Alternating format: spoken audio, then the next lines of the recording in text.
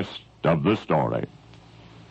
It was the spring of 1922 that the students began complaining about their postal service.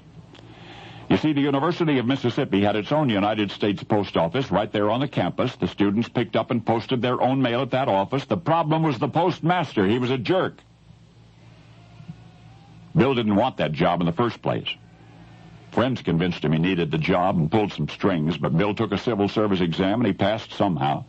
And he became United States Postmaster for the University of Mississippi. One wonders how much of his personal history was recorded on his application, because Bill had been a high school dropout. He'd been a United States Army reject.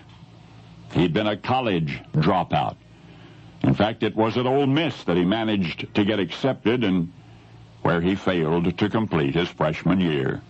And now here he is back, age 24, in the non-academic position of campus postmaster. The solemn responsibility of being an employee of the United States government never really dawned on Bill, and he never really appreciated how easy the job was. Another postal employee transported the incoming and outgoing mail between the train station and the post office. That left Bill with sorting the mail and selling stamps, and that was about it. But even that was too much for him. Earliest complaints were that it took Bill too long to begin sorting the incoming mail. There were often long lines of restless students outside the post office. And even in more direct ways, Bill was a public relations failure. His attitude toward post office patrons ranged from indifferent to hostile. Back there behind the window, he always seemed to be sitting down and frequently engaged in reading a magazine which had been mailed to somebody else. One of the few times that he actually spoke, it was to say that he did not intend to be at the beck and call of every expletive deleted who had 2 cents to buy a stamp. Pretty soon, Bill was spending more and more time away from the post office. According to one reliable source, he used to walk around staring at trees as though studying each leaf. Well, brooding is what he was doing. And then the final indignity. It wasn't enough that he was slow in fulfilling what duties he had, that he was cold and sometimes even insulting to his patrons, that he neglected even the basic responsibility of staying on the post office premises.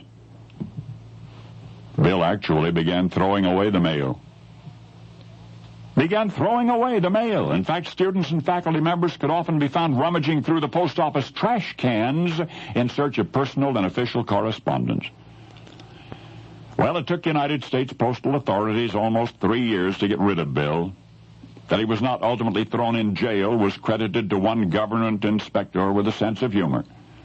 Bill wound up shoveling coal at a Mississippi power plant until he failed at that also. So he did the only thing that was left to do. He became an author and won the Pulitzer Prize. And he won it twice. You see, the Mississippi postmaster who threw away the mail was William Faulkner. Now you know the rest of the story.